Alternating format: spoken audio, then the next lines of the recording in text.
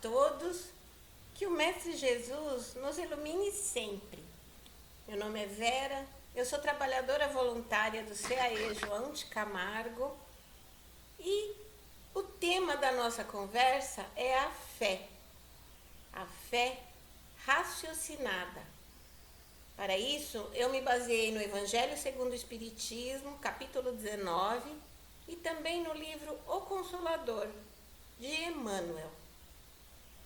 Vamos então começar a nossa exposição com um trecho do Evangelho de Mateus, no capítulo 17. Um homem se aproxima de Jesus e pede a ele que cure seu filho, que é lunático. O rapaz é então desequilibrado, alienado e por isso sofre muito.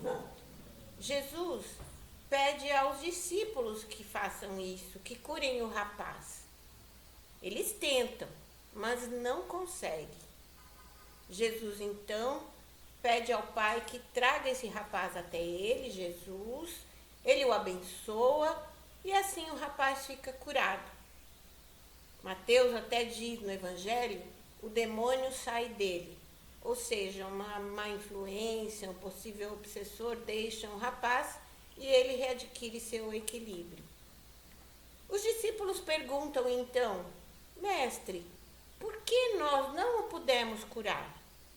E Jesus responde, por causa de vossa pouca fé. Porque se tiverdes fé como um grão de mostarda, direis a este monte, passa daqui para colar, e o monte mudará de lugar. Foi assim que Jesus explicou por que não foi possível a cura pelos discípulos. Mas o que isso quer dizer? Eu vou usar agora não o Evangelho, mas o dicionário. O que é a fé? A fé, conforme a definição do dicionário, expressa confiança, adesão, crença. No caso aqui, a confiança em algo maior, a confiança, a crença em Deus. E sobre a comparação com o pé de mostarda, por que ela teria sido feita? O grão de mostarda, melhor dizendo, ele é muito pequeno, mas o pé, ele se desenvolve bastante, cresce bastante de forma vertical, passa facilmente dos 2 metros. Assim, a fé, conforme Jesus a explica, cresce diante da dificuldade. Qual dificuldade? Reequilibrar o rapaz. Então, ela se tornou maior devido a esse grau de dificuldade. Quanto ao monte mudar de lugar, que ele cita, não se trata de algo literal, ao pé da letra. Se trata de uma montanha caminhar daqui para lá, mas sim vencer as resistências que todos nós enfrentamos em nossa vida, como, por exemplo, a má vontade, o preconceito, o orgulho, o fanatismo, a maledicência. Essas sim são as montanhas que dificultam o caminho de todos aqueles que trabalham por um mundo melhor. A fé, isso é sabido, ela é inata, ela nasce com o homem.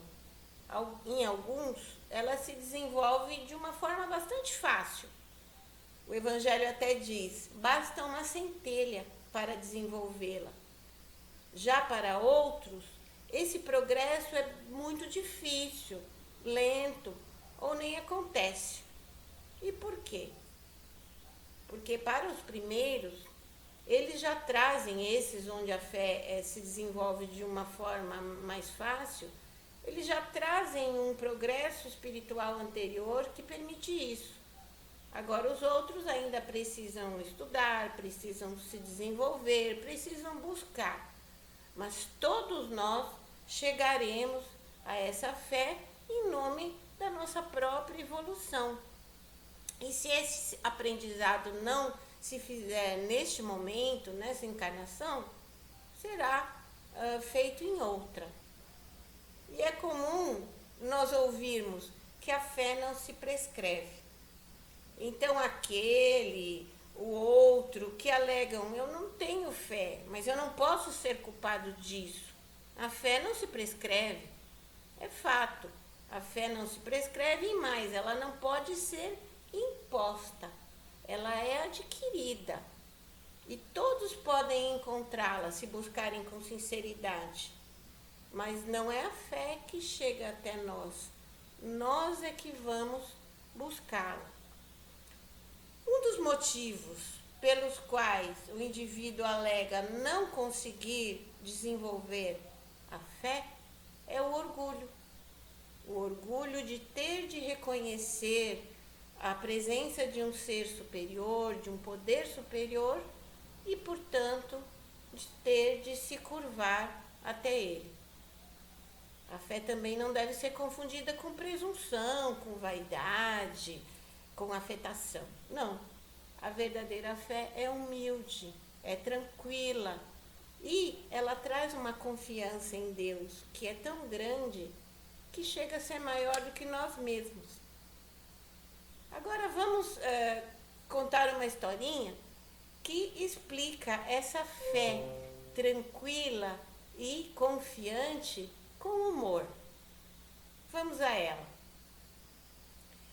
Uma senhora muito pobre pede em um programa de rádio, ela faz uma ligação e pede no programa uma doação de alimentos. O programa abre espaço para esse tipo de colocação e ela pede os alimentos. Bem, um ouvinte resolve ajudá-la. Ele faz uma compra de alimentos e pede a um entregador que a leve até o endereço indicado. Mas ele também resolve fazer uma brincadeira com a senhora, uma brincadeira assim de um certo mau gosto. Ele diz ao entregador: olha, quando ela perguntar quem mandou a doação, diga que foi o diabo. E o rapaz assim faz, chega até o endereço indicado, entrega o presente e a senhora o recebe com muita alegria, com muita gratidão. Mas como ela não pergunta nada, é a vez dele questionar. A senhora não vai perguntar quem enviou estas coisas? E ela, de uma forma muito tranquila e confiante, responde: não, meu filho, não é preciso. Porque quando Deus manda, até o diabo obedece. Então, para ela, quem enviou o presente foi Deus, de toda forma. E a fé verdadeira é assim. É tranquila, é paciente, equilibrada e, juntamente com a vontade de fazer o bem, consegue grandes coisas que nós poderíamos até considerar em outro tempo como sendo prodígios, mas que Kardec nos explicou, nesse mesmo capítulo 19 do Evangelho segundo o Espiritismo, que são o resultado de leis naturais. E foi por isso que Jesus disse aos discípulos: se não o puderam curar, foi por causa de vossa pouca fé. Porque se a fé tivesse sido profunda, ela teria conseguido esse imenso bem, que seria o reequilíbrio do rapaz. Essa fé consistente da qual falamos não é uma fé cega, mas uma fé raciocinada. A fé dita cega é aquela que aceita tudo, sem levar em conta o que é razoável, sem considerar o livre-arbítrio de quem a vai professar.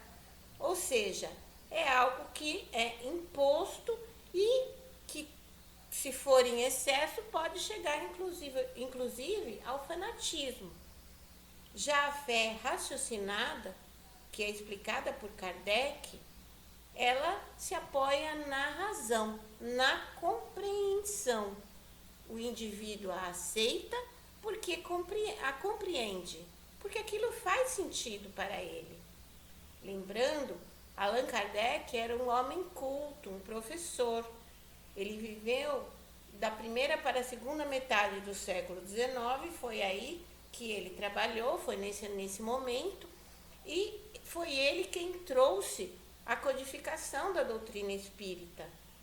porque neste momento da humanidade, a mesma já estava preparada para receber essas verdades mais complexas, para entender o mundo espiritual e para compreender também que nós não cessamos com esse mundo físico.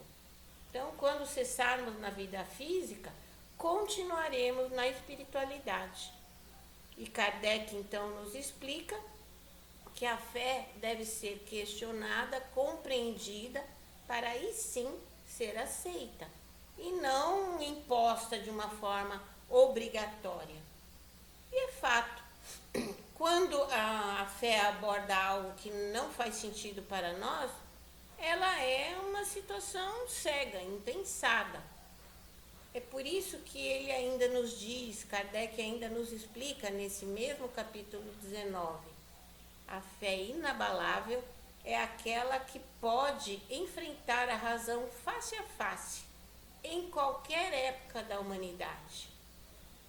Emmanuel, no livro O Consolador, lembrando, Emmanuel é uma entidade que trabalhou por décadas com o nosso Chico Xavier. Juntos, eles fizeram livros, textos, obras lindas e atemporais.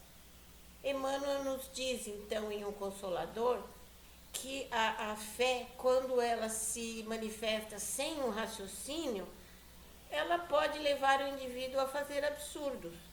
E que não há problema algum, é lícito, é correto, se não compreendermos alguma coisa, devemos ir então buscar a sua compreensão, devemos questionar, devemos perguntar, para aí sim aceitar essa fé, para que ela se torne clara para nós.